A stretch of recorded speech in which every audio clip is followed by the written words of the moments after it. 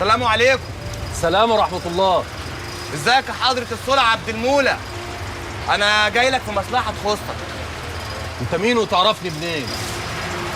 محسوبك رجب الفرخ، وأنت طبعا عمنا الخير والبركة، قلم المرور كله. خير إن شاء الله. مصلحة إيه اللي عايزني فيها؟ بس بسرعة، إن أنا لو غفلت دقيقة عن الطريق المرور ممكن يحصل له قفلة. لا ما تقلقش، خير إن شاء الله، مش هناخد وقت. بس قبل ما ناخد وندي مع بعض في الكلام لازم يبقى في بينا عيش وملح يا حضرة الصول، ولا إيه؟ يلا بسم الله.